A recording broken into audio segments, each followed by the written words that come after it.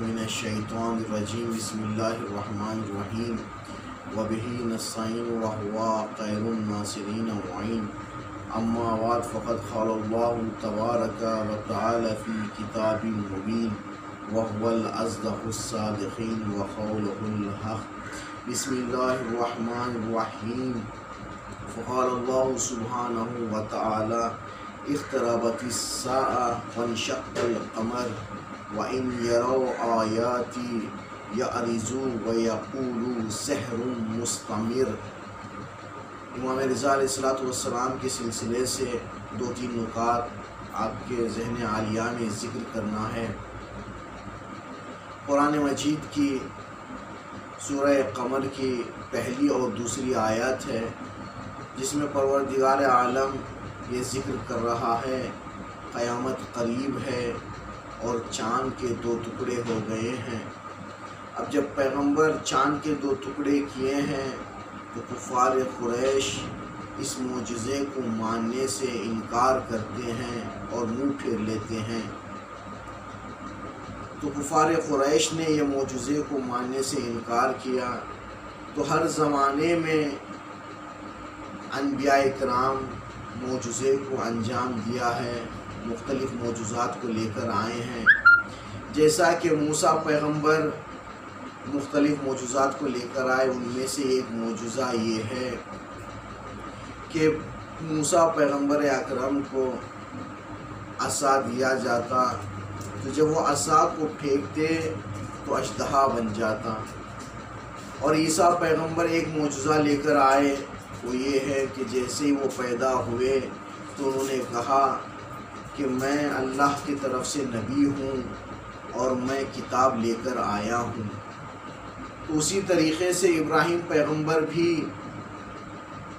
کا معجزہ یہ رہا کہ جب ابراہیم پیغمبر کو نار نمرود میں ڈالا گیا تو ابراہیم پیغمبر کو جب نار نمرود میں ڈالا گیا تو آگ گلزار ہو گئی۔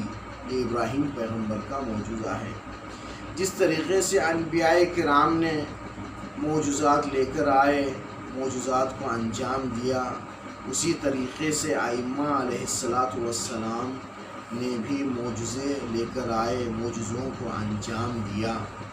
امام رضا علیہ السلام کے حرم مبارک کے بہت سارے معجزات ہوئے، ان میں سے ایک معجزے کا ذکر کرنا ہے۔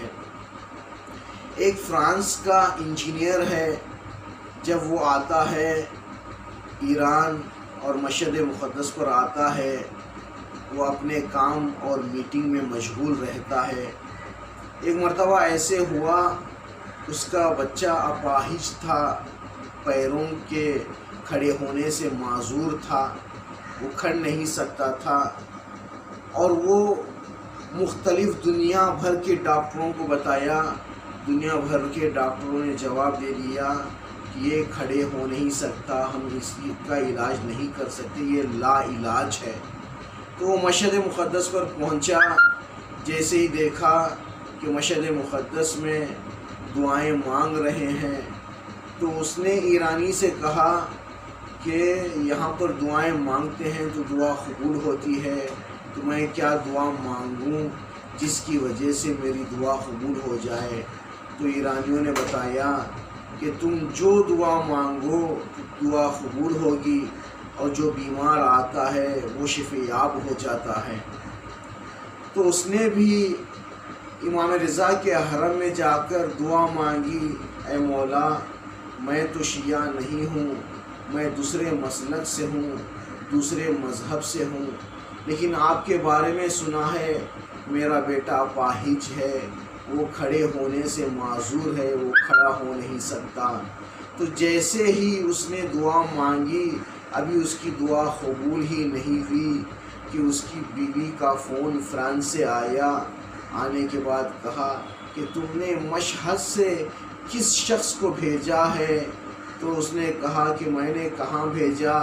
اس کی بیوی نے کہا کہ ایک شخص آیا جس کا نام رضا ہے، اس نے اپنے ہاتھوں سے میرے بچے کے ہاتھوں کو پھیرا اس کے اپنے ہاتھوں سے میرے بچے کے پیروں کو پھیرا، اب بچہ کھڑا ہو سکتا ہے، اب وہ کسی طریقے کا معذور نہیں ہے۔ تو اس نے کہا یہ امام رضا علیہ السلام کا کرم ہے، یہ امام رضا علیہ السلام کے کرامات ہیں، یہ امام رضا علیہ السلام کا معجزہ ہے کہ اب میں وہ شخص نے کہا کہ میں اب شیعہ ہونا چاہتا ہوں، اب وہ شخص شیعہ ہو گیا۔ اسی طریقے سے بہت سارے معجزات ہیں جو ائمہ علیہ السلام اور امام رضا علیہ السلام سے منسوب ہیں۔ انسان کو چاہیے کہ صدق دل سے دعا مانگے تو امام رضا اور اللہ اس کی دعا کو قبول کرتا ہے۔ وآخر دعوانا والحمد للہ رب العالمین۔